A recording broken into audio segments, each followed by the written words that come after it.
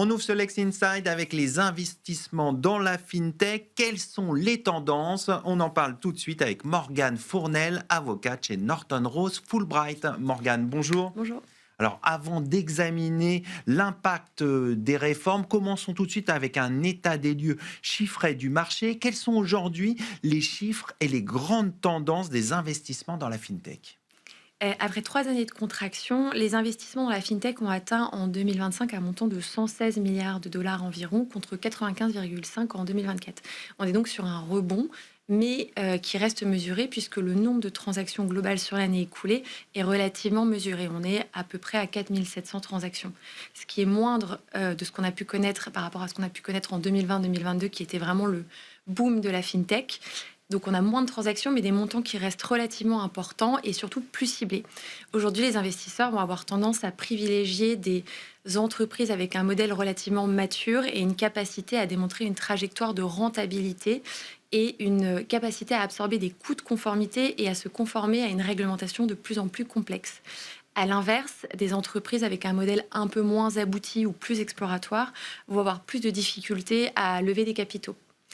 En termes sectoriels, ces investissements sur l'année écoulée se sont principalement concentrés sur les domaines de l'IA, les paiements ou encore les cryptos, avec dans ce domaine un intérêt accru pour ce qu'on appelle la tokenisation.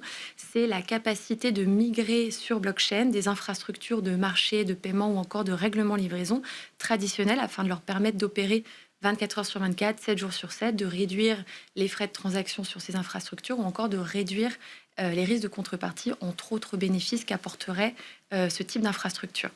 Donc, on a un marché plutôt stable qui est maintenu notamment par tout ce qui concerne l'innovation, c'est ça? Exactement, exactement. Et ce qu'on note également, c'est que plus généralement, cette tendance qu'on a notée sur l'année précédente et qui va perdurer sur l'année à venir, elle marque une inflexion du cycle des investissements. On est dans un marché qui est plus mature, caractérisé aussi par une allocation du capital, donc plus ciblée, plus sélective. Aujourd'hui, les valorisations reposent évidemment encore sur la capacité de croissance des entreprises ou les promesses technologiques évidemment des fintech, mais les investisseurs vont aussi de plus en plus se concentrer évidemment sur la capacité de ces entreprises à générer des flux, à anticiper les risques ou encore à opérer dans un marché réglementaire lisible. Et ça, c'est extrêmement important puisque ces entreprises des fintech fournissent des services sur des flux financiers, donc elles opèrent dans un cadre réglementaire très exigeant et défini. Et donc, on remarque aussi que la réglementation aujourd'hui est véritablement intégrée comme paramètre dans les modèles de valorisation et l'anticipation des risques par les investisseurs. Donc, ces sociétés sont très attentives à l'ensemble des changements réglementaires. Justement, on va s'intéresser à l'impact de la réglementation sur ce marché, notamment avec le règlement MiCA qui a changé peut-être l'approche des investisseurs dans le secteur des crypto-actifs. Qu'est-ce que vous en pensez? Pour revenir peut-être sur le règlement MiCA pose un cadre harmonisé à l'échelle de l'Union européenne pour l'encadrement des cryptoactifs et de leurs prestataires de services.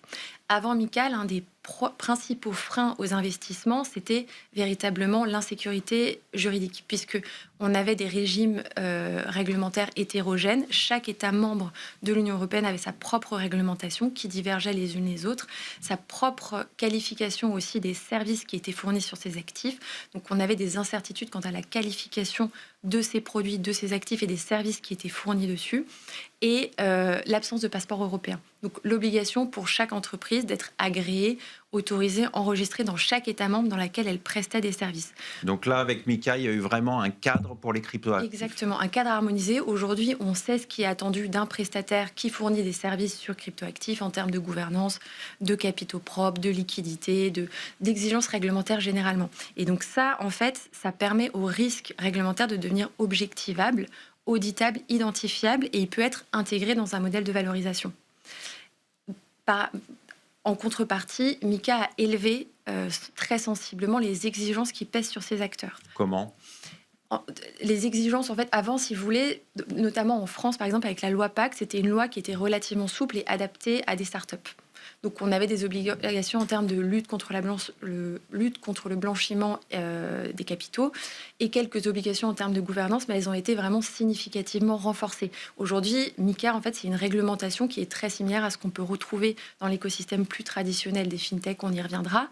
Et donc, corrélativement, en fait, on a aussi eu vraiment une modification, une transformation du marché des prestataires de services sur cryptoactifs, puisque avant l'adoption de MiCA, c'était un environnement qui était essentiellement composé de start-up, de petites entreprises composées de quelques salariés.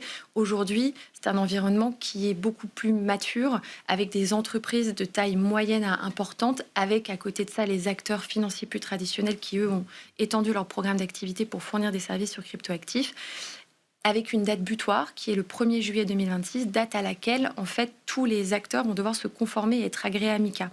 Donc, comme MiCA a augmenté le niveau d'exigence et donc élevé... Les sociétés se sont alignées par rapport à ces standards. Exactement. Et donc, en fait, on a eu aussi une anticipation de cette date du 1er juillet avec une consolidation du marché, puisque les petites entreprises qui n'étaient pas en mesure de se conformer à ces exigences soit ont cessé leurs activités, soit les ont cédées avant l'échéance, ou ont participé à des opérations de fusion, d'acquisition par des entreprises qui, elles, avaient les moyens financiers et humains de se conformer à ces exigences.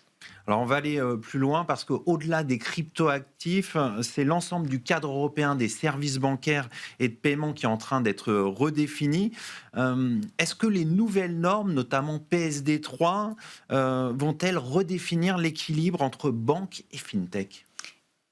Pour bien comprendre l'impact de cette réglementation que vous venez de nommer PSD3, directive sur les services de paiement, il faut revenir aux directives initiales que ce nouveau paquet réglementaire va modifier. Ce sont les directives sur les services de paiement et sur la monnaie électronique qui ont opéré un décloisonnement du monopole bancaire. C'est-à-dire qu'on a permis à des entreprises, à des sociétés de fournir des services qui étaient initialement réservés aux banques. Et ces services-là... Il y a donc eu un décloisonnement du monopole bancaire sur un périmètre vraiment précis d'activité qui sont les services de paiement. Quelque part, on a ouvert le marché. Exactement. Et donc ça, ce nouveau paquet qui est composé d'une directive et d'un règlement ne remet pas en question cette architecture. Elle va rester la même. On aura toujours d'un côté les banques qui vont recevoir les dépôts du public, octroyer des crédits sur ces dépôts et participer au financement de l'économie. Et à côté des fintechs qui vont plutôt agir sur la couche servicielle du système en proposant des services tels que par exemple l'agrégation des comptes qui permettent à un utilisateur d'agréger tous ses comptes au sein d'une même plateforme ou encore d'émettre de la monnaie électronique typiquement via des cartes cadeaux qui vous permettent d'acquérir des biens et services au sein d'entreprises délimitées type Decathlon. Donc ça va rester, cette architecture ne va pas être bouleversée. Par contre, ce qui va substantiellement évoluer, c'est les exigences réglementaires de ces prestataires qui sont soumis à cette réglementation. Donc, de quelle manière ? Ce paquet, il va introduire de nouvelles exigences, mais aussi augmenter les exigences initiales. Donc, par exemple, on va avoir des attentes plus accrues en termes d'authentification des utilisateurs de services de paiement ou de lutte contre la fraude. C'est pour intégrer de la sécurité, évidemment, sur des opérations qui sont sensibles. Exactement, mais quelque part, on se rapproche aussi des standards bancaires. Donc, finalement, cette nouvelle réglementation, elle va modifier le profil de risque du secteur. Et en élevant le niveau d'exigence opérationnelle et organisationnelle de ces acteurs, ce nouveau paquet réglementaire va corrélativement augmenter les barrières à l'entrée et donc organiser, ou en tout cas mener aussi vers une concentration du capital vers des acteurs qui sont capables d'absorber ces coûts de conformité réglementaire. On va conclure là-dessus. Merci Morgane Fournel. Je rappelle que vous êtes avocate chez Norton Rose Fulbright. Merci à vous. Tout de suite, l'émission continue. On va parler de régulation numérique des plateformes.